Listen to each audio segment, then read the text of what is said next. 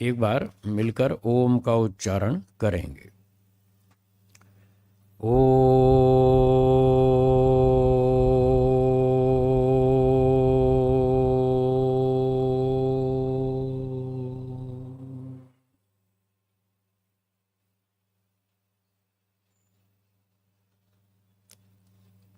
उपस्थित आर्य सज्जनों, माताओं और बहनों,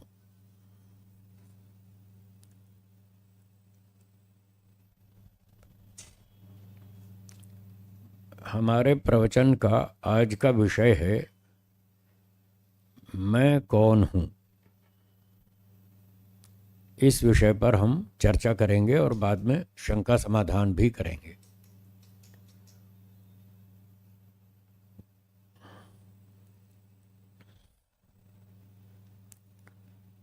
थोड़ी सी बातें भूमिका के रूप में प्रस्तुत करता हूँ। आज से करोड़ों वर्ष पहले ईश्वर ने यह संसार बनाया। पहली बार नहीं बनाया, पहले भी बहुत बार बनाया और आगे भविष्य में भी बनाएगा।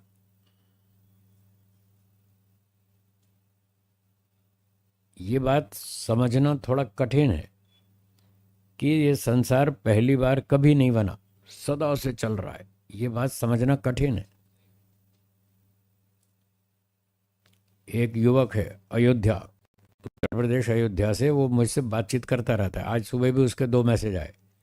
उसको कई 6 महीने से मैं बता रहा हूँ, अब तक उसकी समझ में नहीं आया कि पहली सृष्टि कभी नहीं बनी। आज भी उसने मुझसे शंका की। तो 6 महीने तो बहुत कम है, 5 साल 10 साल 15 साल भी लग जाते हैं ऐसी कठिन बातों को समझने में। 10-10 12-15 साल भी लग जाते हैं। कुछ बातें सरल होती हैं जो जल्दी समझ में आ जाती हैं, कुछ बातें कठिन होती हैं जिनको समझने में टाइम लगता है। तो ये भी उन्हीं में से एक कठिन बात है कि पहली बार सृष्टि कभी नहीं बनी। लोग कहते हैं कितना भी पीछे चले जाओ, कभी न कभी तो शुरू हुई होगी, कभी न कभी तो पहली बार शुरू हुई होगी। क्योंकि वो देखते हैं हर चीज़ की कहीं ना कहीं शुरुआत तो होती है। आप मकान को देखो, एक दिन बनना शुरू हुआ था। ट्रेन को देखो, एक दिन बननी शुरू हुई थी। कार को देखो, एक दिन बनी थी। तो जितनी चीज़ें हम देखते हैं, घड़ी, स्कूटर, कार, कंप्यूटर, हर चीज़ कभी ना कभी तो बनती है। चारों तरफ हमको ऐसी वस्तुएं दिख रही हैं जो कभी ना कभी तो बनती ही हैं। ऐसी स्थिति में ये बात बुद्धि में उतरना कठिन है कि कोई ऐसी चीज़ भी हो सकती है जो पहली बार कभी शुरू ही नहीं हुई। इसलिए कठिन है क्योंकि ऐसे उदाहरण देखने को प्रायः नहीं मिल रहे। सब यही मिल रहे हैं कि कभी ना कभी उत्पन्न हुए। कोई बात नहीं, फिर भी हमें कुछ बातें मानकर चलना पड़ता है। पहले मान के चलते हैं, फिर आगे धीरे धीरे विचार करते करते बात समझ में आ जाती है। जैसे आप गणित विद्या में मान के चलते हैं x is equal to 10, x की कीमत 10 है, ऐसे मान के चलते हैं। फिर आगे सवाल निकालते हैं तो समझ में आ जाता है। तो यहाँ भी कुछ बातें मान के चलनी पड़ेंगी। एक दिन एक व्यक्ति ने कहा जी क्यों मान लें? आप कहते मान के चलो, क्यों मान लें? मैंने कहा आप शुरू से ही ऐसे कर रहे हैं, पहली कक्षा से ही मान के चल रहे हैं। बोले कैसे? मैंने कहा पहली कक्षा में गणित पढ़ने गए थे स्कूल में। बोले हाँ। तो आपके अध्यापक ने सबसे पहले गणित में क्या सिखाया? बोले गिनती। क्या गिनती सिखाई? 1 2 3 4 5 6 7 8 9 10, पहले ये सिखाई? बोले हाँ। तो मैंने कहा 4 के बाद 5 क्यों आता है? इसका उत्तर दो। हाँ जी बोलो, किसी के पास उत्तर है? 4 के बाद 5 ही क्यों आता है, 8 क्यों नहीं आता? तो आपने अगर टीचर से पूछा हो कि जी 4 के बाद 5 क्यों आता है, 8 क्यों नहीं आता, तो उसने भी यही उत्तर दिया, भाई ऐसा ही है, तुम मान के चलो। तब भी तो आपने माना था कि हाँ 4 के बाद 5 ही आता है, तो आप मान के चले तो गणित समझ में आ गया। अगर आप वहीं अड़ जाते, नहीं नहीं मैं तो नहीं मानूंगा, 4 के बाद 5 क्यों आता है, तो आप आज तक गणित नहीं सीख पाते। तो बहुत सी बातें मान के चलते हैं, फिर धीरे धीरे आगे वो समझ में आ जाती हैं। तो ऐसे ही चलो, अगर समझ में नहीं आया तो मान कर ही चलो कि ये सृष्टि पहली बार कभी नहीं बनी, मान के चलते। इस सृष्टि में कुल मिलाकर 3 पदार्थ हैं जो हमेशा से हैं, जो कभी भी बने ही नहीं। एक तो ये बात थी सृष्टि पहली बार नहीं बनी, पर बनी तो है। क्या बोला, दोहराइए। बनी तो है पर पहली बार नहीं बनी। ऐसी भी चीज़ें हैं जो बनी ही नहीं आज तक, ये उससे और ज़्यादा कठिन है। इसको समझना और भी कठिन है कि कोई बनी ही नहीं। ऐसी भी हैं 3 चीज़ें जो कभी बनी ही नहीं, एक बार भी नहीं बनी। उन 3 चीज़ों को बोलते हैं अनादि पदार्थ। क्या बोलते हैं? अनादि पदार्थ।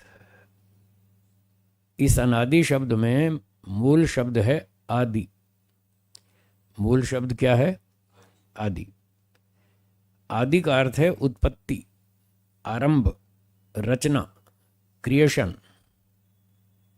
इसको आदि कहते हैं। और संस्कृत व्याकरण के अनुसार जब किसी शब्द का अर्थ उलटना हो तो वहाँ एक समास होता है जिसको नञ तत्पुरुष समास कहते हैं।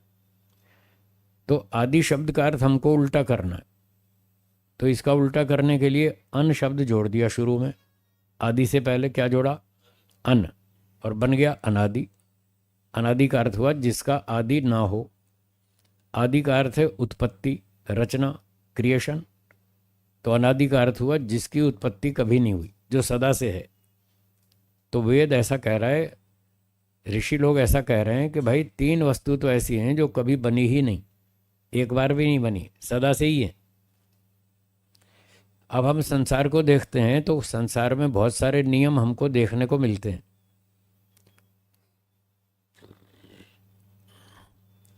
एक मोटा सा नियम है, जो वस्तु उत्पन्न होती है वह नष्ट होती है, हाँ या ना? सबको पता ही है। जो वस्तु बनती है वो टूटती है।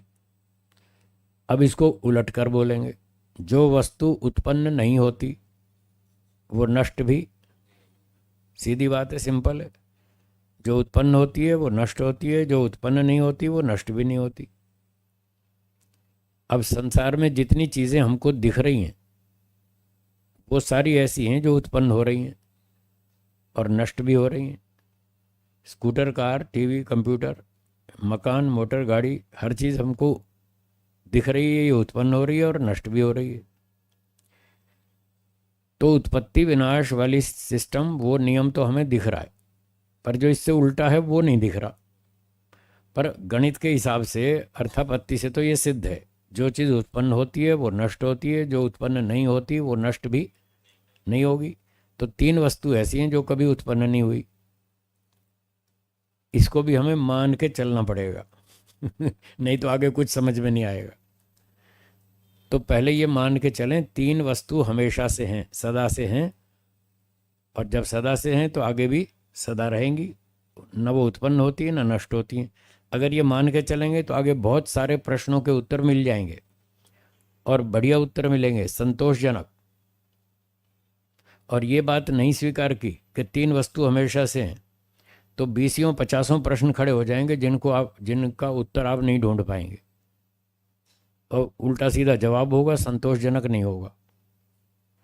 इसलिए 3 वस्तु मान के चलते हैं जो सदा से हैं। उनके नाम बोलिए: ईश्वर, आत्मा, प्रकृति। ये 3 वस्तुएं हैं। ये अनादि हैं, ये कभी उत्पन्न नहीं हुई। अब इन तीनों का अस्तित्व अलग अलग है, तीनों की सत्ता अलग अलग है, तीनों के गुण अलग अलग हैं। इसलिए हम 3 मान रहे हैं। यदि सबके गुण एक से होते तो हम एक ही मान लेते। कई लोग ऐसे भी हैं जो संसार में एक ही वस्तु मानते हैं, दूसरी तीसरी नहीं मानते, पर वो हमारे प्रश्नों का उत्तर नहीं दे पा रहे। एक वस्तु मानने पर बहुत से प्रश्न खड़े होते हैं, उसका उत्तर नहीं मिलता, इसलिए हमको दूसरी वस्तु माननी पड़ी।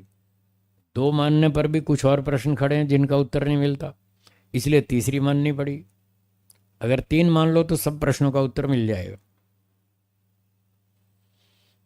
वो तीन पदार्थ हैं ईश्वर, आत्मा और प्रकृति।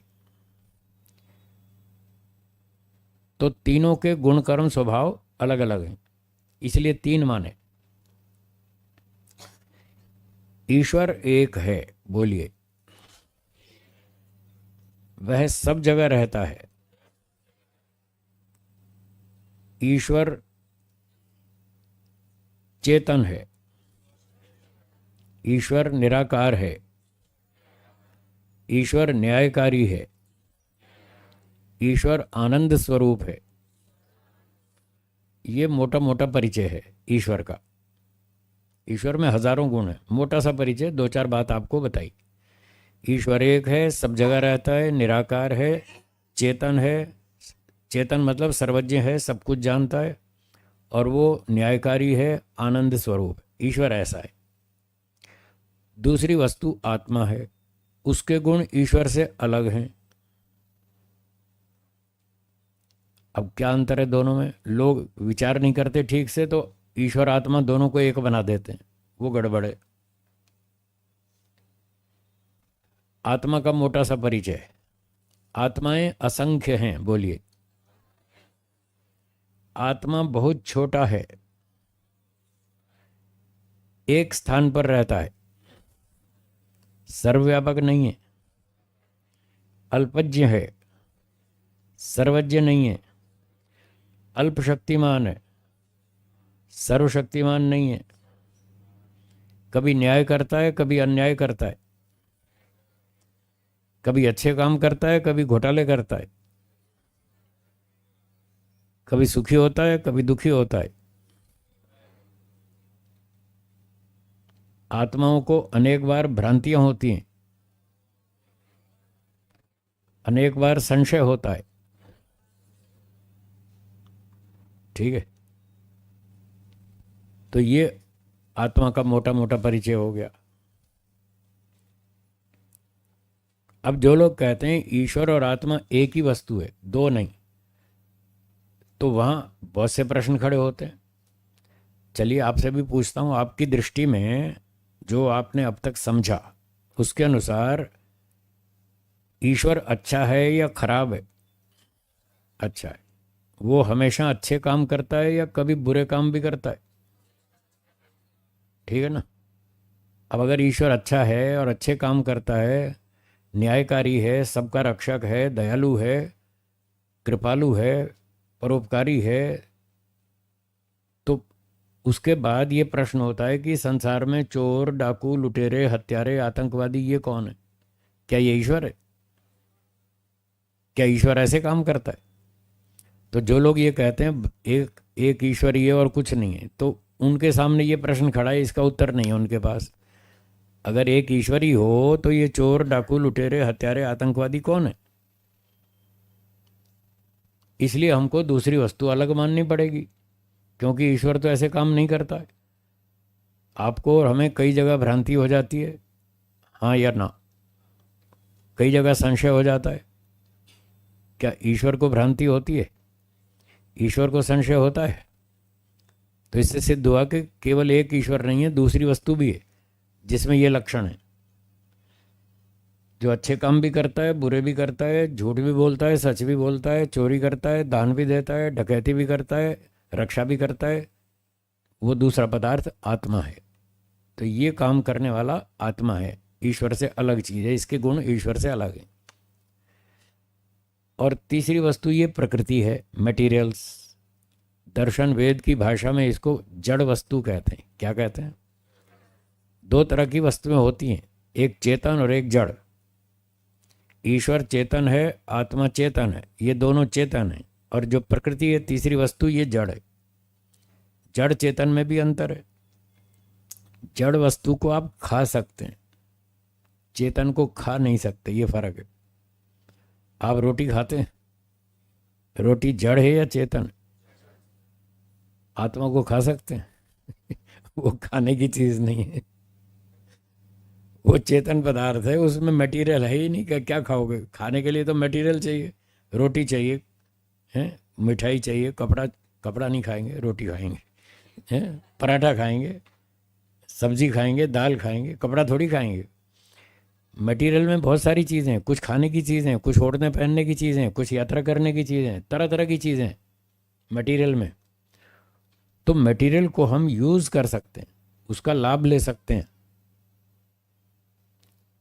यदि लाभ लेना आता हो तो ये मटेरियल सुख भी देता है, और लाभ लेना नहीं आता, इसका उपयोग करना नहीं आता, तो ये दुख भी देता है।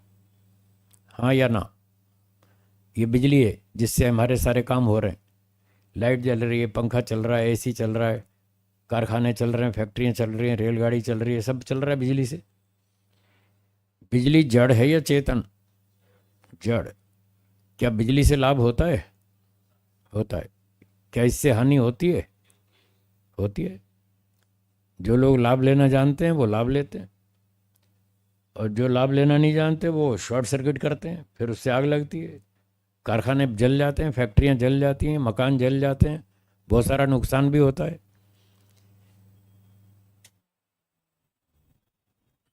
तो जड़ वस्तु से लाभ भी होता है, हानि भी होती है, ये बात आपको स्पष्ट हो गई।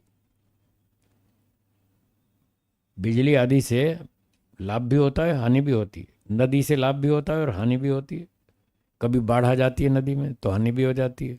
और वैसे खेती सिंचाई में पानी से बहुत लाभ होता है, पीने के काम आता है, नहाने धोने के काम आता है, पशुओं के काम आता है। तो जड़ पदार्थों से हम लाभ भी ले सकते हैं और हानि भी उठा सकते हैं। ऐसे ही जो चेतन आत्मा है, वो, उससे हमें लाभ भी होता है और हानि भी होती है। कोई व्यक्ति आपको सुख देता है, कोई दुख भी देता है। हाँ या ना? जो आपके मित्र संबंधी हैं, माता पिता भाई बहन आदि आदि, वो आपको अनेक प्रकार से सहयोग देते हैं, सुख देते हैं, और कभी कभी दुख भी देते हैं। हाँ हाँ या ना? कभी कभी दुख भी तो देते हैं ना। अच्छा, ये रिश्तेदार जो हैं, माता पिता भाई बहन मौसी चाचा बुआ, ये सुख ज़्यादा देते हैं या दुख? और कुछ लोग समझ तो रहे हैं पर बोल नहीं रहे हैं। वो समझ तो रहे हैं कि क्या क्या ज़्यादा देते हैं, समझते तो हैं। चलो खैर, मतलब चेतन आत्माओं से हमें सुख भी मिलता है, दुख भी मिलता है, दोनों बातें। अब ऐसे ही ईश्वर है तीसरी वस्तु। क्या ईश्वर से हमें सुख मिलता है? मिलता है। क्या ईश्वर ईश्वर से हमें दुख भी मिलता है? हाँ जी। कोई कह रहा मिलता है, कोई कह रहा नहीं मिलता है। संशय हो गया ना? तो ऐसे बहुत सारे प्रश्न होते हैं जिनको हमें सुलझाना चाहिए कि उससे सुख मिलता है, दुख भी मिलता है या नहीं मिलता है, क्या मिलता है। तो ईश्वर से हमें सही बात यह है कि सुख भी मिलता है, दुख भी मिलता है, लाभ भी होता है, हानि भी होती है। अच्छा, अभी तो हम बिजली से लाभ उठा रहे हैं, ये लाइटें जल रही हैं, पंखे चल रहे हैं, एयर कंडीशनर चल रहा है, ये बिजली से लाभ हो रहा है या नहीं? कुछ तो हाँ ना, कुछ तो बोलिए। हाँ, ऐसे बोलेंगे तो मुझे विश्वास रहेगा ये लोग सुन रहे हैं, नहीं तो मुझे डाउट हो जाएगा ये सुन रहे हैं कि सो रहे हैं। फिर मुझे भी तो संशय होता है ना, आपको संशय होता है, मुझे भी होता है। तो आप बोलते रहेंगे तो संशय नहीं होगा, फिर मैं ये समझूंगा हाँ, ध्यान से सुन रहे हैं, ठीक से उत्तर दे रहे हैं। तो बिजली से लाभ भी होता है, और अगर कहीं फैक्ट्री में वायरिंग कच्ची की हो और वोल्टेज हाई हो तो फिर शॉर्ट सर्किट भी होता है, फिर उससे आग भी लगती है, फिर नुकसान भी होता है। वो नुकसान बिजली से हुआ या वायरमैन की गलती से हुआ? गलती तो वायरमैन की थी ना, बिजली की तो नहीं थी। फिर भी कोई पूछता है भाई क्या हुआ, बोले आग लग गई। कैसे लग गई? शॉर्ट सर्किट हुआ। कितना नुकसान हुआ? इतना हुआ। किससे हुआ? कि आग लग गई, आग से नुकसान हुआ। ऐसे ही बोलते। वहाँ ये नहीं कहते वायरमैन की गलती से नुकसान हुआ, वहाँ नाम किसका लेते हैं? आग का। आग से नुकसान हुआ, आग से फैक्ट्री जल गई। जबकि गलती किसी और की थी, फिर भी ऐसा ही बोलते हैं। इसी तरह से आपको मनुष्य बनाया, किसने बनाया? ईश्वर ने। और बहुत सारे प्राणी हैं जिनको पशु पक्षी बनाया, शेर, भेड़िया, सांप, बिच्छू, गधा, हाथी, बंदर, ऐसा बनाया। आपको ज़्यादा लाभ हुआ या उनको ज़्यादा लाभ हुआ? आपको लाभ हुआ। किससे हुआ? ईश्वर से। और उनको हानि हुई, किससे हुई? तो अब याद कर लो, ईश्वर से हानि भी होती है। जैसे बिजली से लाभ होता है, बिजली से हानि भी होती है। ईश्वर से लाभ होता है, ईश्वर से हानि भी होती है। फिर आप कहेंगे जी हमारे कर्मों का दंड है जो हमको सुअर कुत्ता बना दिया। ये तो टॉपिक अलग है। जैसे वहाँ गलती किसकी थी? वायरमैन की। और नाम किसका बदनाम हुआ? बिजली का। आग का या बिजली का नाम उसका हुआ ना, जबकि गलती तो वायरमैन की थी। ऐसे ही गलती हमारी है, पर दंड तो ईश्वर ने दिया, इसलिए नाम तो उसी का लगेगा कि ईश्वर से हमको नुकसान हुआ। अगर आपको ईश्वर से फायदा होता है, जब फायदा हुआ तब तो आप ईश्वर का नाम ले रहे हैं, तब अपना नाम क्यों नहीं ले रहे? साहब हमने अच्छे कर्म किए थे, तब तो आप नहीं बोल रहे। वो जो अच्छे कर्म किए थे वो किसने किए थे? किसने किए थे? आपने किए थे। फिर भी नाम आपने ईश्वर का लिया, हमको ईश्वर से लाभ हुआ, जबकि कर्म आपने किए थे। तो जब दंड मिला तब भी कर्म तो आपने किए थे, तो नाम तो उसी का ही होगा। ये बात समझ में आई? हाँ या ना? हाँ, ऐसे बोला करें, ऐसे नहीं। गर्दन से नहीं, मुंह से बोले। हाँ, लाभ हुआ, समझ में आया। तो ईश्वर से लाभ भी होता है, हानि भी होती है। आत्माओं से लाभ भी होता है, हानि भी होती है। नोट कर लीजिए, प्रश्न नोट कर लीजिए, मेरा क्रम टूट जाएगा। मुझे कुछ बातें रखनी है, पहले मैं रख लूँ, शंका बाद में पूछिएगा। तो ईश्वर से लाभ हानि दोनों होते हैं, आत्माओं से लाभ हानि दोनों होते हैं, प्रकृति से भी लाभ हानि दोनों होते हैं।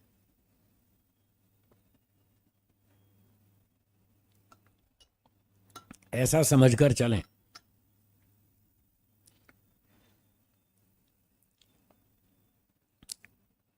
तो ये तीन पदार्थ हैं, इन तीन में से एक वस्तु हम हैं। हम भी कुछ तो है ना, हम हैं या नहीं है? हैं। कोई आप में से ऐसा भी सोचता है मैं नहीं हूं?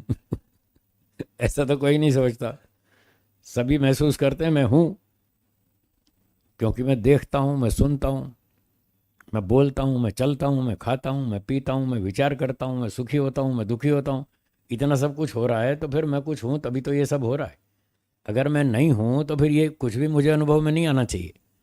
पर बहुत सारी अनुभूतियां हो रही हैं, देखने की, सुनने की, चलने की, फिरने की, बोलने की, सुखी होने की, दुखी होने की, ये सारी अनुभूतियां हमें हो रही हैं। तो इसका अर्थ हुआ कि हम भी हैं। अगर हैं तो फिर इन तीन में से ही कुछ हैं, क्योंकि तीन ही तो पदार्थ हैं, एक ईश्वर है, एक आत्मा और एक प्रकृति। अब बताइए हम तीन में से कौन है? आत्मा। तो हमारा आज का विषय क्या है? मैं कौन हूं? इसका उत्तर क्या हुआ? मैं आत्मा हूं। ठीक है, अब याद कर लीजिए, मैं आत्मा हूं।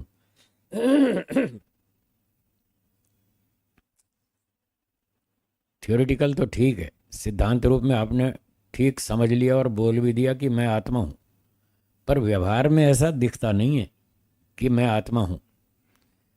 व्यवहार में तो ऐसा दिखता है कि मैं शरीर हूं। जो लोग व्यवहार कर रहे हैं दिन भर, वो शरीर मान के व्यवहार कर रहे हैं, अपने आप को आत्मा मान के व्यवहार नहीं कर रहे। अब ये शरीर जो है आत्मा से अलग चीज है। शरीर प्रकृति से बना है। अभी बताया था, प्रकृति जड़ है या चेतन? जड़ है। जड़ वस्तु से अगर कोई वस्तु उत्पन्न होगी तो वो कैसी होगी? जड़ या चेतन? जड़ होगी। ठीक है, आप शीरा बनाएंगे, उसमें चीनी डालेंगे तो कैसा होगा? मीठा होगा। और नमक डाल दिया तो कैसा होगा? फिर नमकीन होगा। फिर आप उसका नाम भी बदल देंगे। ये शीरा थोड़ी है, ये तो उपमा है। तो उसका नाम भी बदल देंगे। तो जैसे शीरा हलवा बनाते हैं तो उसके उपादान कारण में, मटेरियल में यदि चीनी डालेंगे, मिठास डालेंगे तो मीठा बनेगा, और नमक डालेंगे तो नमकीन होगा। जैसा कारण द्रव्य वैसा कार्य द्रव्य। बोलिए। अथवा जैसे गुण कारण द्रव्य में होंगे वैसे कार्य द्रव्य में होंगे। ठीक है। अब इसी नियम से ये जो शरीर है ये प्रकृति से बना। प्रकृति जड़ है या चेतन है जी? जड़। तो शरीर कैसा होगा, जड़ या चेतन? जड़। और आप कैसे हैं, जड़ या चेतन? चेतन। तो एक बात तो पता चल गई कि हम शरीर नहीं हैं, शरीर से अलग हैं। शरीर जड़ है और हम चेतन हैं, हम शरीर से अलग हैं।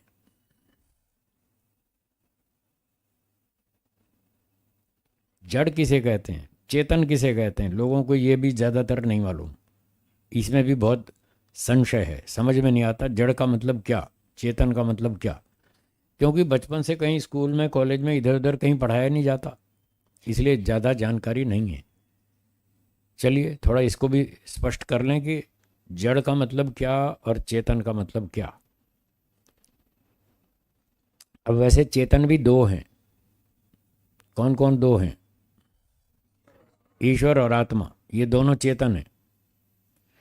तो ईश्वर भी चेतन है, हम भी चेतन हैं, पर हम दो हैं, फिर दोनों में अंतर है कुछ ना कुछ। यदि दो हैं तो कुछ अंतर ज़रूर होगा। कल भी बताया था, जो लोग कल यहाँ क्लास में थे, सत्संग में थे, कि संसार में कोई भी दो पदार्थ 100% एक जैसे नहीं होते। उनमें कुछ कुछ समानता होती है, कुछ कुछ अंतर होता है। तो ईश्वर भी चेतन है, हम भी चेतन है, ये समानता है हम दोनों में, पर कुछ अंतर भी है। अंतर ये है कि ईश्वर एक है और हम बहुत सारे हैं, आत्माएं बहुत सारी हैं। ईश्वर सर्वव्यापक है, हम बहुत छोटे हैं। ईश्वर सर्वज्ञ है, हम अल्पज्ञ हैं। ईश्वर को भ्रांति नहीं होती, हमको हो जाती है। ईश्वर को संशय नहीं होता, हमको हो जाता है। ये अंतर है। तो चेतन में भी अंतर है। तो हम अभी जो चेतन का लक्षण बताएंगे वो आत्मा वाला बताएंगे। ईश्वर को थोड़ी देर के लिए साइड में रखते हैं, आत्मा की बात करेंगे। आत्मा चेतन है और ये प्रकृति जड़ है। प्रकृति से ये शरीर बना और सारी चीज़ें बनी। ये सूर्य, चंद्रमा, पृथ्वी, तारे, पर्वत, नदियाँ, समुद्र, ये जितनी भी चीज़ें हमको दिख रही हैं, लोहा, लकड़ी, सोना, चांदी, स्कूटर, कार, हवाई जहाज़, ट्रेन आदि आदि, ये सारी वस्तुएं प्रकृति से बनी हैं। ये सब की सब जड़ हैं। तो अब जड़ प्रकृति और चेतन आत्मा, इन दो को थोड़ा सा तुलनात्मक अध्ययन करेंगे तो थोड़ा सा जड़ चेतन का अंतर समझ में आएगा। तो हम आत्मा हैं। आत्मा आँखों से तो दिखता नहीं, दिखता है, शरीर तो दिखता है। तो एक तो यही अंतर है कि आत्मा नहीं दिखता आँखों से, शरीर दिखता है। अब शरीर दिखता है तो ये तो हम मान लेते हैं कि हाँ शरीर कोई चीज़ है। जो चीज़ हमें आँखों से दिखती है, इंद्रियों से दिखती है, उसको हम स्वीकार कर लेते हैं, जल्दी स्वीकार कर लेते हैं, वो बात जल्दी समझ में आ जाती है। पर जो आँख से नहीं दिखती उसको समझने में थोड़ी देर लगती है, उसको समझना थोड़ा कठिन हो जाता है। पर यदि बुद्धि से काम लें तो ऐसी चीज़ें भी समझ में आ जाती हैं जो आँखों से नहीं दिखती, वो भी समझ में आ जाती हैं। थोड़ा ध्यान दें, बुद्धिमत्ता से, ईमानदारी से काम लें तो ऐसी भी चीज़ें समझ में आती हैं। जैसे एक बड़ौदा की बात याद आ गई। बड़ौदा अपने पास में ही है, 100 किलोमीटर पे अहमदाबाद से। एक दिन मैं वहाँ प्रवचन कर रहा था, तो ऐसे आप जैसे लोग बैठे थे प्रवचन में। पूरा हो गया प्रवचन, फिर एक युवक आया, बीएससी पढ़ता था, विद्यार्थी था साइंस का। तो मैंने ईश्वर की बात बताई, आत्मा की बात बताई। उसने कहा जी हम तो नहीं मानते, आत्मा है, ईश्वर है, हम तो नहीं मानते। तो मैंने कहा क्यों नहीं मानते? बोले दिखता नहीं। हम आत्मा को नहीं मानते क्योंकि वो दिखता नहीं। तो मैंने कहा ये जो भूमि के अंदर आकर्षण बल है, ज़मीन में जो ग्रेविटेशन फोर्स है, क्या वो दिखती है? क्यों जी? तो आप मानते हैं या नहीं? अब देखो, बिना देखे मान रहे ना। आंखों से किसी ने भी नहीं देखा कि ज़मीन में कोई आकर्षण शक्ति है, फिर भी सब मानते हैं हाँ इसमें आकर्षण शक्ति है, भारी वस्तु छोड़ दो तो ज़मीन पे आके गिरती है। आपको कभी सिर में दर्द हुआ हो, पेट में दर्द हुआ हो, शरीर में कहीं भी दर्द हुआ हो, क्या वो दिखता है आंख से? आपको मान लो सिर में दर्द हो रहा है, पेट में दर्द हो रहा है, और आप डॉक्टर साहब के पास चले गए कि डॉक्टर साहब मेरे पेट में दर्द हो रहा है, कुछ इलाज कीजिए। और डॉक्टर साहब कहें मैं तो नहीं मानता, पहले आंख से दिखाओ। तो आप दिखा सकते हैं? नहीं दिखा पाएंगे। तो क्या डॉक्टर साहब आपकी बात पे भरोसा करें या ना करें कि ये आदमी सच बोल रहा है, इसको पेट में दर्द हो रहा है? अब देखो, बिना देखे विश्वास करना पड़ता है कि नहीं? तो ऐसे कई उदाहरण दिए। सुख होता है, आपको सुख होता है? होता है। फिर आंख से दिखता है? दुख होता है? दुख फिर आंख से दिखता है क्या? सुख नहीं दिखता, दुख नहीं दिखता, दर्द नहीं दिखता है, और ग्रेविटेशन फोर्स नहीं दिखती। और भी साइंस के बहुत से एग्जाम्पल हैं, मैंने उसको सुना है जो वो समझता था। आप में भी जो यहाँ साइंस वाले लोग बैठे हैं वो समझ जाएंगे। ऐसी भी वस्तु में बहुत सारी है साइंस में जो आंख से नहीं दिखती, फिर भी सारे साइंटिस्ट मानते हैं। एक होती हैं अल्फ़ा रेज, एक बीटा रेज होती हैं, एक गामा रेज होती हैं, एक एक्स रेज होती हैं। एक्स रेज तो आप समझते हैं, जब रोगी का हड्डियों का फोटो निकालना हो तो कहते हैं जाओ हैं ये गर्दन का एक्सरे निकाल के लाओ, ये हड्डियों का। तो वो एक्सरे तो आप समझते हैं। तो alpha beta gamma rays X rays कोई भी नहीं दिखती, फिर भी सारे मानते हैं, साइंस वाले भी मानते हैं। तो बहुत से उदाहरण दिए, फिर भी वो विद्यार्थी नहीं माना, अड़ियल था। जो नए नए साइंस पढ़ते हैं ना, उनमें बहुत सारे अड़ियल भी होते हैं।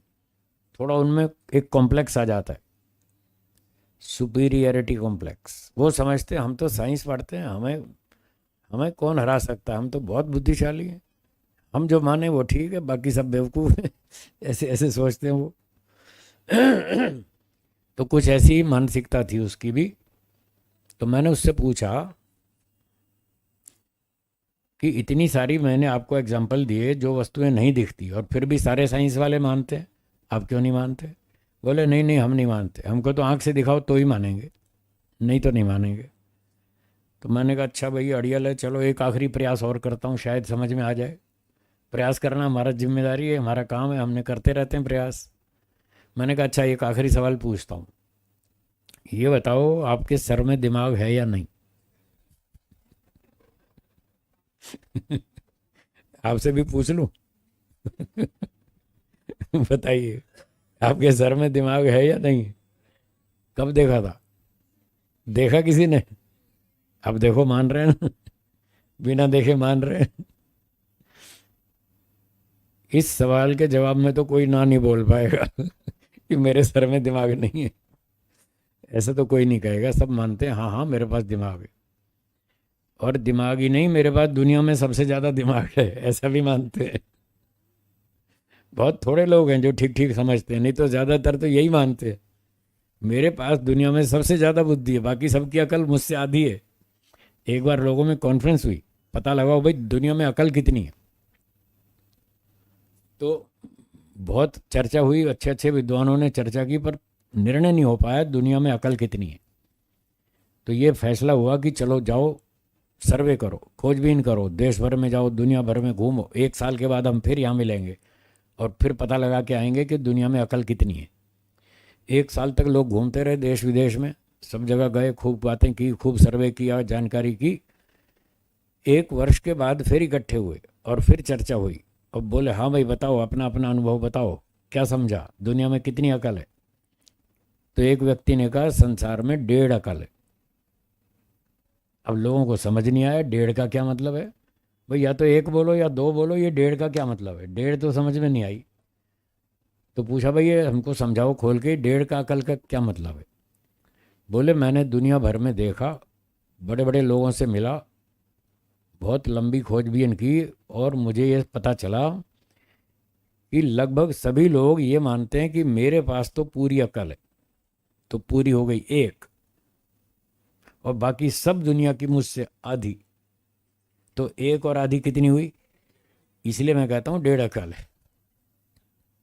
तो लगभग ऐसे ही लोग हैं, लगभग, सबकी बात नहीं कर रहा, लगभग ऐसे लोग हैं जो अपनी अकल को तो कंप्लीट मानते हैं और बाकी सबको अधूरा मानते हैं कि इसकी अकल मुझसे कम है। तो बुद्धि सर में है, पर किसी ने आज तक देखी नहीं, फिर भी सब मानते हैं हाँ मेरे सर में दिमाग है। तो ऐसी बहुत बातें हैं, बहुत सी चीज़ें हैं जो आँख से नहीं देखते हम, फिर भी मान लेते हैं। तो उन्हीं में से एक आत्मा भी है। आत्मा भी आँख से नहीं दिखता है। आप और हम जो एक दूसरे को देखते हैं, देख रहे हैं या नहीं देख रहे? देख रहे हैं, आप रोज़ देखते हैं। अपने परिवार के लोगों को आप रोज़ देखते हैं, माँ को रोज़ देखते हैं, पिताजी को रोज़ देखते हैं, 20-20, 30-30, 40 साल से देख रहे हैं। तो आप अपने माता पिता को देख रहे हैं या उनके शरीर को देख रहे हैं? आपके माता पिता शरीर है या आत्मा है? आत्मा है। और आत्मा को तो आपने कभी देखा ही नहीं, ना अपनी आत्मा को देखा, ना माता पिता की आत्मा को देखा। 40 साल से देख रहे हैं और फिर भी ठीक व्यवहार चल रहा है, कोई दिक्कत नहीं है। कितने आश्चर्य की बात है, 40 साल से माता पिता के साथ रह रहे हैं और रोज देख रहे हैं, शरीर को देख रहे हैं, आत्मा को तो देख ही नहीं रहे। जबकि रिश्ता रिश्ता तो आत्मा से है। एक व्यक्ति को मैंने पूछा, आपके माता पिता आत्मा है या शरीर? बोले शरीर। मैंने कहा आप कौन है? बोले मैं आत्मा। मैंने कहा अच्छा, आप आत्मा, वो शरीर। बड़े अजीब बात करते हैं। आप तो आत्मा हैं, तो आपके माता पिता आत्मा क्यों नहीं? आप जब आत्मा हैं तो वो भी तो आत्मा ही होंगे, हैं? क्या कह रहे हैं? अगर आप आत्मा हैं तो वो भी आत्मा है। शरीर तो व्यवहार करने का साधन है। क्या बोला? हम जो आपस में व्यवहार करते हैं वो शरीर के माध्यम से करते हैं। शरीर तो साधन है व्यवहार करने का। आप शरीर नहीं है, न मैं शरीर हूँ ना आप शरीर हैं, कोई भी नहीं है, सब आत्मा है। और आत्मा दिखता नहीं, फिर भी वो है, उसको भी हम समझ सकते हैं। जैसे ग्रेविटेशन फोर्स को हमने समझ लिया, बिना देखे समझ लिया, सुख दुख को समझ लिया, वायु को समझ लिया, है, बुद्धि को समझ लिया, हमारे सर में बुद्धि भी है, ये सब समझ लिया, बिना देखे भी समझ लिया, तो आत्मा को भी समझ लेंगे। तो मैं आत्मा हूँ, आप भी आत्मा हैं, हम रोज़ एक दूसरे को देखते हैं, पर आत्मा को नहीं देखते, बस शरीर को ही देखते हैं। और शरीर को देख के आत्मा का हम अनुमान करते हैं। तो न्याय दर्शन और सारे दर्शन शास्त्र, वेद आदि शास्त्र ये कहते हैं जो चीज़ें प्रत्यक्ष प्रमाण से दिख जाती हैं उनको तो प्रत्यक्ष से समझ लो। आंखों से जो दिख रही है उनको तो आंख से समझ लिया। कोई चीज़ कान से समझ में आती है तो कान से समझ लो। अब ये थोड़ा थोड़ा शोर आ रहा है, सुनाई दे रहा है? सुनाई दे रहा है ना शोर? तो वो दिख तो नहीं रहा ये कहाँ का शोर है, कौन सी मशीन चल रही है, लेकिन शोर कान से सुनाई दे रहा है। तो कान से सुनकर हम उसको भी समझ रहे हैं कि हाँ कोई शोर आ रहा है। तो जो वस्तु जिस इंद्रिय से जानी जाती है उस वस्तु को उस इंद्रिय से जान लेना, ये है प्रत्यक्ष प्रमाण। कौन सा प्रमाण? और जो प्रत्यक्ष प्रमाण से नहीं जानी जा रही तो अनुमान से जान लो, अनुमान भी एक प्रमाण है। न्याय दर्शन में 4 प्रकार के प्रमाण बताए। कितने बताए? मुख्य रूप से 4 और विस्तार से 8। तो संक्षेप से बात करें तो 4 प्रमाण मुख्य मुख्य। पहला प्रत्यक्ष प्रमाण, दूसरा अनुमान प्रमाण, तीसरा उपमान प्रमाण, चौथा शब्द प्रमाण। तो ऋषियों ने कहा कि जो बात प्रत्यक्ष प्रमाण से नहीं जानी जाती तो कोई बात नहीं, उसके लिए 3 प्रमाण और भी हैं। अनुमान से जान लो, उपमान से जान लो, शब्द से जान लो, बहुत सारे प्रमाण हैं। सारी वस्तुएं एक ही प्रमाण से नहीं जानी जाती। एक ही स्पैनर से आप कार के इंजन के सारे पुर्जे खोल देंगे? नहीं खुलते ना। कोई छोटा नट है, कोई बड़ा है, तो छोटे नट के लिए छोटा स्पैनर चाहिए, बड़े के लिए बड़ा चाहिए। और कोई स्क्रू है तो उसके लिए स्क्रू ड्राइवर चाहिए। तो तरह तरह के पुर्जे हैं, तरह तरह की चाबियों से खुलते हैं। दुनिया भर के सारे ताले एक चाबी से नहीं खुलते, अलग अलग ताले हैं, अलग अलग चाबियाँ हैं। जो चाबी जिस ताले में फिट हो जाए उससे खोल लो। तो ऐसे सब समस्याओं को एक ही प्रमाण से सॉल्व नहीं कर सकते, सिद्ध नहीं कर सकते, उसके लिए अनेक प्रमाण चाहिए। जहाँ जो लागू होता हो उससे वो बात सिद्ध कर लो, ऐसी सुविधा ऋषियों ने हमको बताई। तो आत्मा आँख से नहीं दिखता, प्रत्यक्ष नहीं हो रहा, कोई बात नहीं, अनुमान प्रमाण से जान लो। वैसे मोटा मोटा प्रत्यक्ष भी हो जाता है आत्मा का, आँख से तो नहीं होगा क्योंकि उसमें रूप गुण नहीं है। क्या बोला? आत्मा आँख से नहीं दिखेगा, क्यों?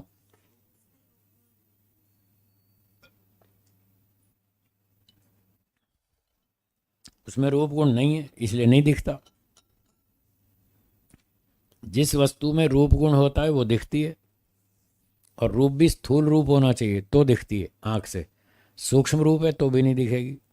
ऐसी बहुत सी चीज़ें हैं जो आँख से नहीं दिखती, वो फिर हमको माइक्रोस्कोप से देखनी पड़ती हैं, छोटी होती हैं तो, और मशीन से देखनी पड़ती हैं। ठीक है। और जिसमें रूप गुण है ही नहीं वो तो आँख से दिखेगा ही नहीं, वो फिर अंदर से मन से दिखेगा, या तो आँख से दिखेगा या मन से दिखेगा। आँख से बाह्य प्रत्यक्ष होता है, मन से आंतरिक प्रत्यक्ष होता है। मन से कौन सा? आंतरिक प्रत्यक्ष। तो जो अंदर का भी तो प्रत्यक्ष है, जो सुख दुख का प्रत्यक्ष है वो आंतरिक है, मन से होता है, आँख से नहीं होता। आँख से तो नीला पीला काला दिखता है, रूप रंग दिखता है। आँख से सुख नहीं दिखता। अगर सुख दिखता हो तो बताइए कौन से कलर का है, ग्रीन या येलो? कौन से कलर का है? कोई कलर नहीं, सुख का कोई कलर नहीं, कोई शेप नहीं, कोई डिजाइन नहीं। तो आँख का बाह्य, आँख से सुख का प्रत्यक्ष नहीं होता, वस्तु का प्रत्यक्ष होता है। एक कपड़ा है, बहुत अच्छे डिज़ाइन का है, दो व्यक्ति कपड़ा खरीदने गए, एक व्यक्ति को वो डिज़ाइन बहुत पसंद आया और दूसरे को नहीं आया। ऐसा होता है या नहीं होता है ना? एक ही डिज़ाइन है, एक ही कपड़ा है, एक ही क्वालिटी है, एक को बहुत अच्छा लग रहा है, दूसरे को नहीं लग रहा। तो बताओ, यदि सुख का प्रत्यक्ष आँख से होता तो दोनों को अच्छा लगना चाहिए, दोनों को अच्छा नहीं लग रहा। कपड़ा दोनों को एक जैसा दिख रहा है, कपड़े का कलर, शेप, डिजाइन सब एक जैसा दिख रहा है दोनों को, पर एक को सुख हो रहा है देखकर, एक को नहीं हो रहा। इसका मतलब वो जो सुख और दुख का प्रत्यक्ष है वो अंदर से होता है, मन से होता है। चलिए, तो अब आत्मा भी आँख से नहीं दिखता, तो उसको हम या तो आंतरिक मोटे प्रत्यक्ष से समझ लें या फिर अनुमान कर लें। आत्मा का प्रत्यक्ष करा दूं, मोटा मोटा दो तरह का प्रत्यक्ष है, एक मोटा है एक सूक्ष्म है। सूक्ष्म प्रत्यक्ष तो समाधि में होगा, वो तो अभी दूर है, ठीक है। लेकिन मोटा मोटा स्थूल प्रत्यक्ष आपको आज भी हो सकता है। कैसे होगा? चलिए मैं पूछता हूँ, आपको उत्तर देना है। क्या आप इस समय जाग रहे हैं? जाग रहे हैं। मेरी बात सुन रहे हैं? सुन रहे हैं। समझ रहे हैं? समझ रहे हैं। क्या आप अपने बारे में ऐसा अनुभव करते हैं कि मैं हूँ? हाँ जी, मैं हूँ, ऐसी अनुभूति हो रही है? जिसको ये अनुभूति हो रही है मैं हूँ, वही आत्मा है। जो अनुभव कर रहा है वही तो आत्मा है। ये आत्मा का लक्षण है, अनुभूति करना आत्मा का एक लक्षण है। जो ये अनुभूति कर रहा है मैं हूँ, वो आत्मा है। अच्छा चलिए, मैं एक बोतल का उदाहरण देता हूँ। ये क्या है? बोतल है। मैं इस बोतल को देखता हूँ, कौन देख रहा है? मैं देख रहा हूँ। तो मैं इसका देखने वाला हूँ, दर्शन क्रिया का दृष्टा हूँ। दर्शन क्रिया का करने वाला दृष्टा कौन हूँ? मैं हूँ। और किसको देख रहा हूँ? बोतल को। ये ऑब्जेक्ट है, इसको वस्तु या प्रमेय कहते हैं। क्या कहते हैं? प्रमेय। और मैं जो इसको देख रहा हूँ, जान रहा हूँ, मैं हूँ प्रमाता। मैं कौन हूँ? प्रमाता। प्रमाता मतलब जानने वाला, चेतन पदार्थ, वो प्रमाता। और जिसको मैं जान रहा हूँ वो है प्रमेय, ऑब्जेक्ट। मैं बोतल को देख रहा हूँ, तो मैं अलग हूँ और बोतल मुझसे अलग है, दो चीज़ें हैं। मैं बोतल को देख रहा हूँ, मैं मशीन को देख रहा हूँ, मैं लाइट को देख रहा हूँ, मैं माइक्रोफोन को देख रहा हूँ, मैं पुस्तक को देख रहा हूँ। ये सारे ऑब्जेक्ट्स हैं जिनको मैं देख रहा हूँ, ये प्रमेय हैं। और मैं प्रमाता हूँ। तो प्रमेय अलग है, प्रमाता अलग है। और कहीं कहीं प्रमाता और प्रमेय एक भी हो जाते हैं, ऐसा भी होता है। ये न्याय दर्शन का विषय है। प्रमाण, प्रमेय, प्रमाता, प्रमेय कहीं एक भी होते हैं, कहीं अलग अलग भी होते हैं। तो इस उदाहरण में तो दोनों अलग हैं। मैं बोतल को देख रहा हूँ तो बोतल मुझसे अलग है, मैं देखने वाला हूँ, मैं बोतल से अलग हूँ। ठीक है। अब दूसरा उदाहरण ये है जहां पर प्रमाता भी वही है और प्रमेय भी वही है। आप कहते हैं मैं हूं, ये अनुभव कर रहा है। कौन कर रहा है? आत्मा, यानी मैं अनुभव कर रहा हूं। किसको अनुभव कर रहा हूं? किसके विषय में अनुभव कर रहा हूं? अपने विषय में। देखो दोनों एक हो गए। पहले मैं बोतल को देख रहा था, बोतल प्रमेय है, मैं प्रमाता हूँ, बोतल को मैं जान रहा हूँ। और जब मैं कहता हूँ मैं हूँ तो मैं अपने आप को जान रहा हूँ। तो यहाँ जानने वाला भी मैं और जानने का विषय भी मैं, दोनों मैं। एक और सरल उदाहरण, आप कहते हैं आज मैं बहुत खुश हूँ, आज मैं बहुत सुखी हूँ। कौन सुखी है? मैं बहुत सुखी हूँ। इस वाक्य से क्या पता चल रहा है? कौन सुखी है? मैं। और इस बात की अनुभूति करने वाला कौन है? सुखी होने की अनुभूति करने वाला कौन है? वो भी मैं हूँ। देखो मैं ही अनुभूति कर रहा हूँ और अपने विषय में अनुभूति कर रहा हूँ। यहाँ प्रमाता और प्रमेय एक हो गया। तो जैसे मैं सुखी हूँ, आज मैं बहुत दुखी हूँ, तो सुखी भी अनुभव मैं कर रहा हूँ, दुखी भी अनुभव मैं कर रहा हूँ और खुद को अनुभव कर रहा हूँ। इसलिए यहाँ प्रमाता और प्रमेय एक हो गया। तो कहीं प्रमाता प्रमेय अलग भी होता है, कहीं एक भी होता है। तो जब हम ये कहते हैं मैं हूँ, तो मैं अपने विषय में अनुभव कर रहा हूँ। तो जो अनुभव कर रहा है बस वही आत्मा है। आत्मा का ये एक लक्षण है। चेतन का, मैंने बताया था ना जड़ और चेतन का अंतर। तो जड़ चेतन के अंतर में ये सबसे पहला लक्षण है कि चेतन आत्मा जो है वो अनुभूति करता है और जड़ वस्तु अनुभूति नहीं करती। क्या ये बोतल अनुभूति कर सकती है मैं हूँ? क्या ये पुस्तक अनुभूति कर सकती है मैं हूँ? बस तो यही अंतर है। जो अनुभूति करता है वो चेतन है, वो आत्मा है। ईश्वर भी चेतन है, वो भी अनुभूति करता है। मैं उसको अभी नहीं ले रहा, उसको थोड़ा साइड में रख के पहले आत्मा की बात कर लें। तो जड़ वस्तु में अनुभूति करने की क्षमता नहीं है और चेतन आत्मा में अनुभूति करने की क्षमता है। ये जड़ और चेतन का एक अंतर हुआ। आप जिस कुर्सी पर बैठे हैं, ये कुर्सी क्या अनुभव करती है मैं हूँ? क्या ये कुर्सी समझती है मैं 70 किलो के बोझ के नीचे दबी हुई हूँ? 80 किलो के बोझ के नीचे दबी हुई हूँ? कुर्सी अनुभव नहीं करती, वो जड़ है। स्कूटर कार कोई अनुभव नहीं करती। क्या मुझे सारा दिन धूप में खड़ा रखते हैं, खुद एसी में बैठते हैं, मुझे धूप में खड़ा कर देते हैं। कार कभी ऐसा बोलती है? न बोलती है, न समझती है, न चिल्लाती है, न कुछ, न कोई उसको अनुभूति होती है, कुछ नहीं होता। वो जड़ वस्तु है। तो जड़ चेतन का एक अंतर हुआ कि उसमें अनुभूति होती है चेतन में और जड़ वस्तु में अनुभूति। दूसरा अंतर है जड़ चेतन आत्मा का और जड़ वस्तु का, कि जड़ वस्तु में इच्छा नहीं होती। क्या बोला? और चेतन आत्मा में इच्छा होती है। आपके अंदर इच्छा है थोड़ी या ज्यादा? ज्यादा। यही तो गड़बड़ है। यही गड़बड़ है। इच्छा तो है, वो तो होनी चाहिए। इच्छा तो चेतन आत्मा का लक्षण है। उसी से तो आत्मा पहचाना जाता है कि इसमें इच्छा है तो समझो आत्मा है। अगर इच्छा नहीं है तो आत्मा नहीं है। अनुभूति है तो आत्मा है, अनुभूति नहीं है तो आत्मा नहीं है। ये उसकी पहचान के लक्षण है चेतन आत्मा के। तो इच्छा तो है, होनी ही चाहिए, परंतु उसको थोड़ा कंट्रोल में रखना चाहिए, अपनी इच्छाओं को। यदि आप इच्छाओं को कंट्रोल में नहीं रखेंगे तो फिर समस्या होगी। आज लोग, बहुत सारे लोग दुखी हैं दुनिया में, परेशान हैं। उनकी परेशानी और दुखों का बहुत बड़ा कारण उनकी अपनी इच्छाएं हैं। ये जो इच्छा है ना, यही दुख का कारण है।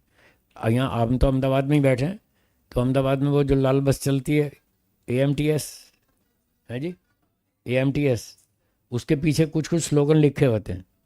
एक दिन मैंने पढ़ा, एक बस के पीछे लिखा था, इच्छा दुखनी माँ छे। क्या लिखा था? बहुत अच्छा लिखा। मैंने कहा वाह, ये बड़ा अच्छा लेखक है, तो दर्शन पढ़ा हुआ लगता है। हैं, बड़ी दार्शनिक बात लिखी इसने, इच्छा दुखनी माँ छे। इच्छा दुख की माँ है। अब जितनी इच्छा बढ़ाओ उतना दुख बढ़ेगा। हाँ या ना? इच्छाओं को पूरा करने से इच्छाएं घटती हैं या बढ़ती हैं? बढ़ती हैं, सबको पता है। क्या किसी व्यक्ति की सारी इच्छाएं पूरी हो सकती हैं? नहीं हो सकती, ये भी आपको पता है। दोनों बात मालूम है।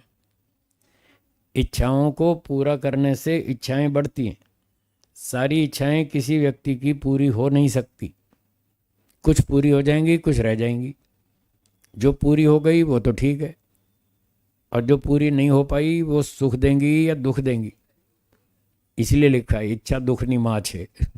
इसलिए लिखा है, इच्छा जो है ना वही दुख का कारण है। तो अब मैं आपको सूचना दे रहा हूँ, आप शरीर हैं या आत्मा हैं? आत्मा है। आपके अंदर इच्छाएं हैं या नहीं है? थोड़ी या ज़्यादा? सुखी होना चाहते हैं या दुखी होना चाहते हैं? सुखी होना चाहते हैं तो अपनी इच्छाओं को कम कर लें। आज के प्रवचन का ये संदेश है। अभी नहीं, अभी नहीं, अभी नहीं, थोड़ी देर बाद, थोड़ी देर बाद। मैं अपनी बात नोट कर लीजिए, शंका नोट कर लीजिए। थोड़ी देर बाद आपको शंका समाधान का समय दिया जाएगा। खूब समय देंगे, अपनी शंकाएं पूछिएगा, अभी नोट कर लीजिए। तो यदि सुखी होना चाहते हैं, दुखों को कम करना चाहते हैं, तो अपनी इच्छाओं को कम कर लें, कंट्रोल कर लें। जितनी इच्छाएं कम रखेंगे उतने ज़्यादा सुखी, जितनी इच्छाएं बढ़ाएंगे उतने ज़्यादा दुखी। दोनों रास्ते आपके सामने हैं, जो अच्छा लगे उस पर चलें। आपको चलना है, आपको डिसाइड करना है कौन से रास्ते पे चलें, सुखी होने वाले पर या दुखी होने वाले पर, वो आप देख लीजिए। तो ये दूसरी पहचान है इच्छा। तीसरी पहचान है द्वेष। तीसरी क्या? द्वेष। द्वेष, गुस्सा, जेलसी। दो दो कुत्तों के बीच में एक रोटी डाल दीजिए, फिर देखिए क्या होगा। झगड़ा होगा। क्यों? उनमें द्वेष है, इसलिए झगड़ा होगा। और दो मोटरसाइकिलों के बीच में 5 लीटर पेट्रोल रख दीजिए, क्या वो मोटरसाइकिलें झगड़ेंगी? क्यों?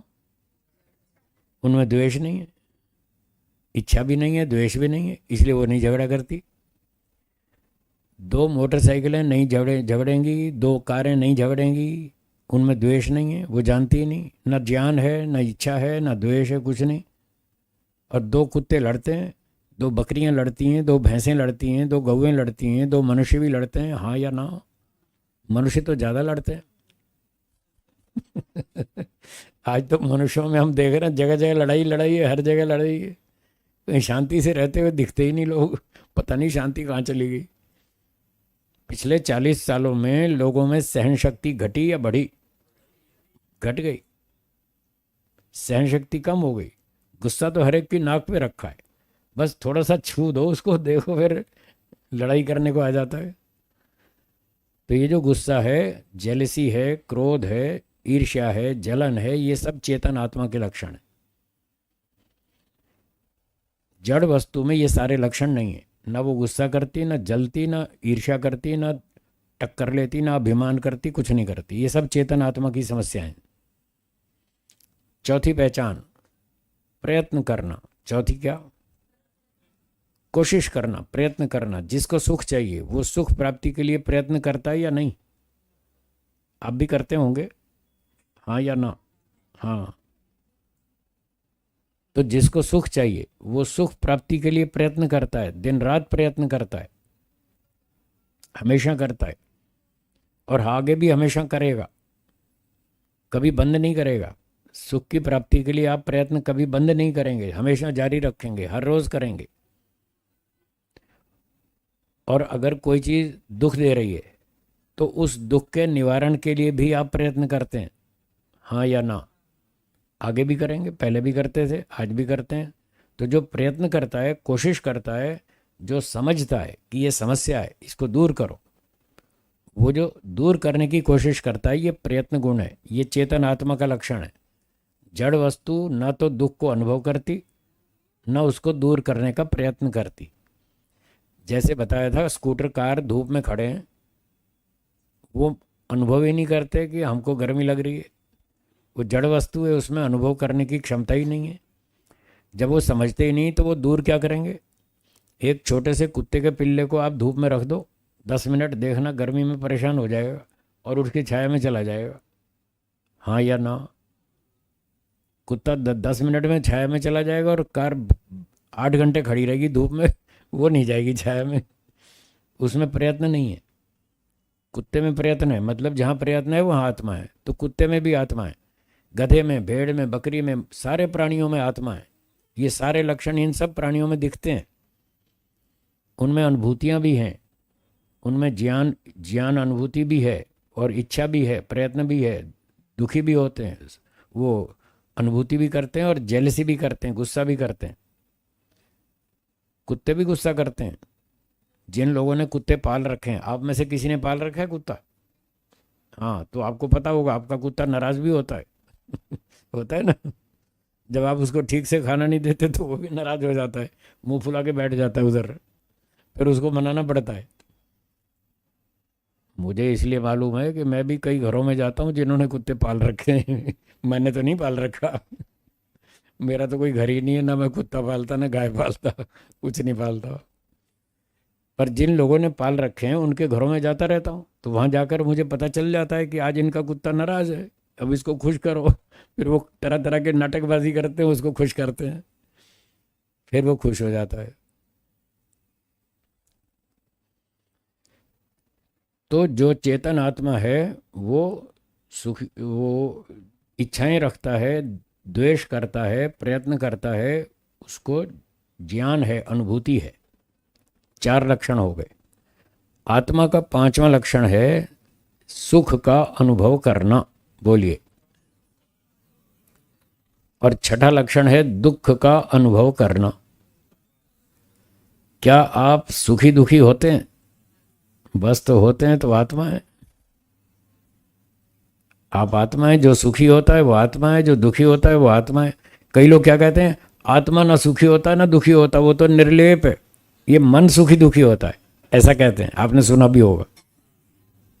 मन कोई सुखी दुखी नहीं होता। हम बोलने को बोल देते हैं आज मेरा मन बहुत दुखी है ऐसा खाली बोलते हैं।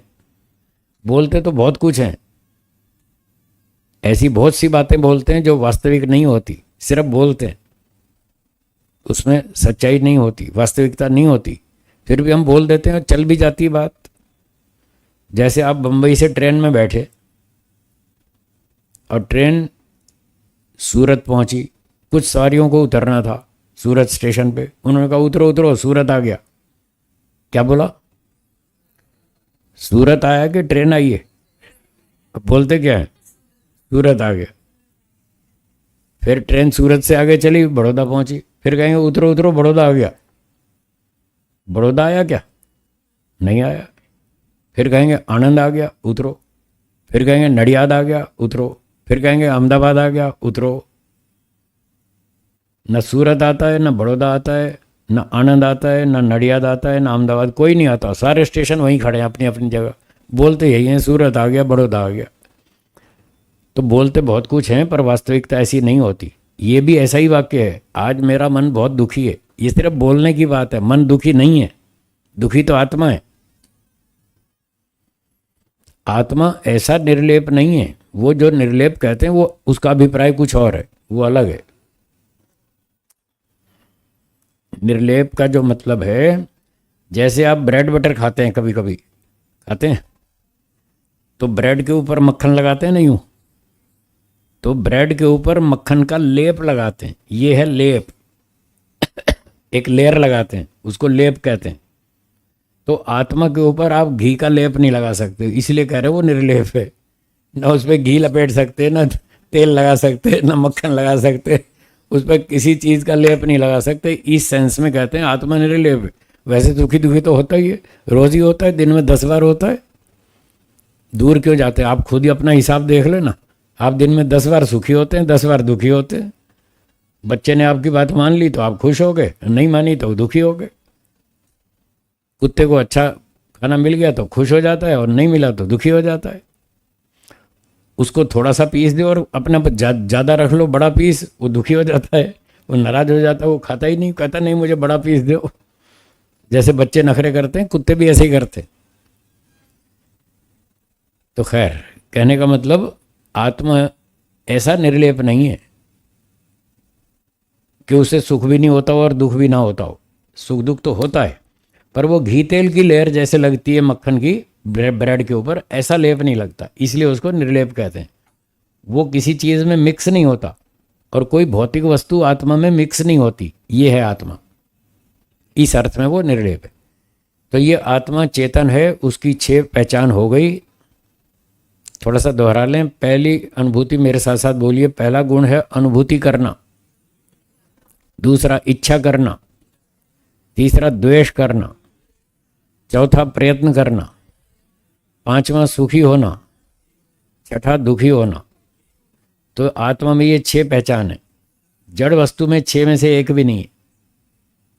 न जड़ वस्तु अनुभूति करती है, न उसमें इच्छा है, न द्वेष करती है, न प्रयत्न करती है, न सुखी होती है, न दुखी होती है। जड़ वस्तु में ये लक्षण नहीं है, पर आत्मा में है। अब आप कौन हैं, शरीर या आत्मा? आत्मा। तो ये 6 लक्षण आपके अंदर है, शरीर में नहीं है। शरीर जड़ है। अभी हम और आप सब जीवित हैं, अभी जीवित अवस्था है। तो जीवित अवस्था में शरीर और आत्मा दोनों इकट्ठे हैं, कंबाइंड हैं, जुड़े हुए हैं।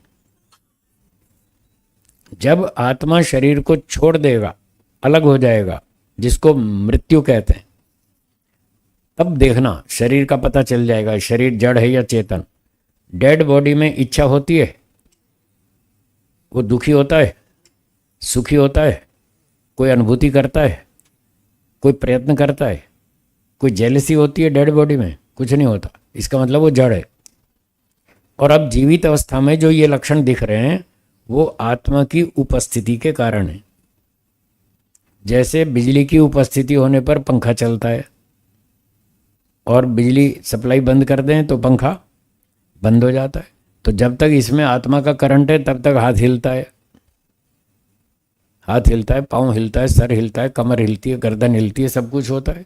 नाचना गाना खाना पीना सब कुछ चलता है। जब तक इसमें आत्मा है, बिजली का करंट है, तब तक ये चलता है।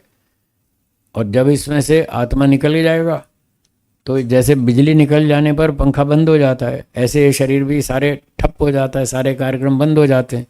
इससे पता चलता है कि शरीर में जो एक्टिविटीज़ हो रही हैं, जो क्रियाएं हो रही हैं, ये आत्मा की वजह से, जैसे पंखा बिजली के कारण से चल रहा है।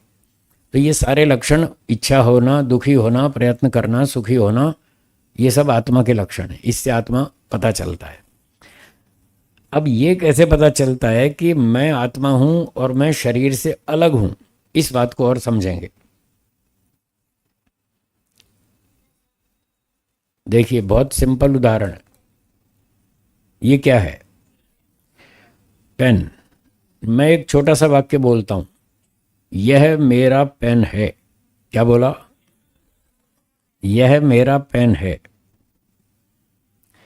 इस वाक्य में 4 शब्द हैं, यह मेरा पेन है। इन 4 शब्दों में से कोई एक शब्द ऐसा है जो ये कहता है कि मैं पेन नहीं हूं, पेन से अलग चीज हूं। इन 4 में से कौन सा शब्द है वो? मेरा। आपने ठीक बताया। एक मैं और एक मेरा। एक मैं और मेरा, 2 चीज हुई ना। तो जब मैं कहता हूं ये मेरा पेन है, इसका मतलब एक मैं हूं और एक ये पेन है, 2 चीजें। मेरा शब्द संबंध बोधक शब्द है। कैसा है? रिलेशन को बताता है। रिलेशन एक वस्तु में होता है या 2 में? 2 में होता है।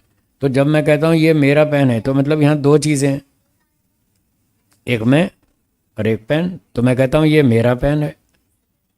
इसका अर्थ हुआ कि पेन अलग है, मैं अलग हूं। ठीक है, यहां तक समझ में आया? अब दूसरा उदाहरण, यह मेरी घड़ी है।